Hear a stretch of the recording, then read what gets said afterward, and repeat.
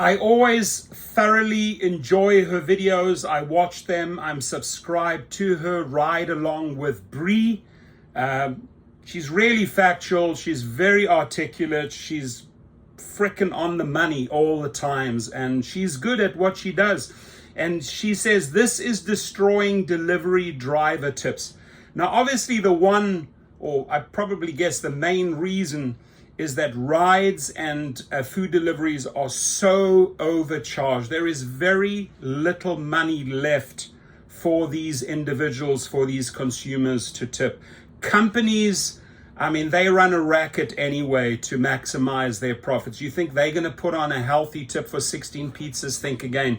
But I like the way she breaks it down. Now, I'm only going to play probably the first 30 to 60 seconds. This is not my video. This is Bree's video. Let me make that clear. And I'm going to put the link right under my video so you can watch the full 9 minutes. It's excellent. It really is worth listening if you are in the food delivery business. The common misunderstanding that's been destroying delivery drivers' tips, and that common misunderstanding is that the delivery fees that the customer sees when checking out goes to their delivery driver. So some customers only tip a little bit, some customers don't tip at all because they think that those fees go to their delivery driver. And unfortunately, that's not true. We really rely on tips because if we didn't receive tips, we'd only be making a couple of dollars. And I've said this many, many times. We're driving our own vehicles, putting wear and tear on our vehicles, taking money out of our own pockets, putting it in our vehicles to drive these orders to the customer. Now, I recently came across another post where the customer thinks that their delivery fees are going to the driver, and this is what a delivery driver posted on Reddit. The title says, "Customer mortified learning how much their shop and deliver paid out." I focus on a small, very condensed urban area. So that video, that Reddit letter there, get it at her channel. Subscribe, like, and subscribe.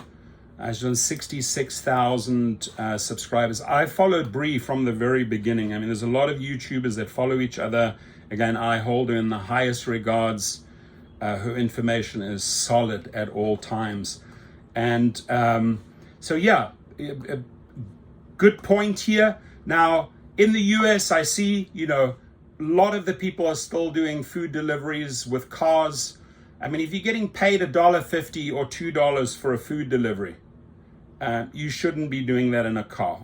Understandably, if some people do that on e-bikes or bicycles, sure, your profit margins are higher, may take a little bit more time. But, even with a car, to try and find parking, the parking fines, etc., it's not worth it. In my 3-week tour throughout Europe, I visited a lot of main cities. I could not find a single driver doing a food delivery in a car, right? It was all e-bikes, bicycles, scooters, Segways, you name it, right? Nobody used cars.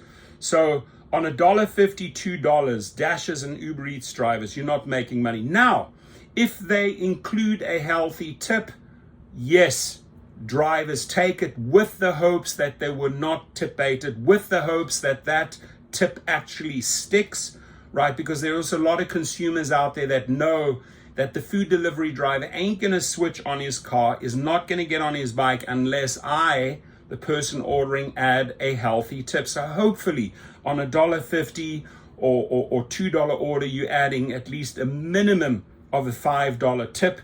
I think that's fair, $5 upwards. And then the driver is on the way, and hopefully you don't tip bait them, right? Because the companies do set the driver up for disappointment and failure because of this tip baiting. But excellent point here as far as why one of the strong reasons, driver tips are destroyed. Excellent material. Watch the whole video below. Thank you. Your comments.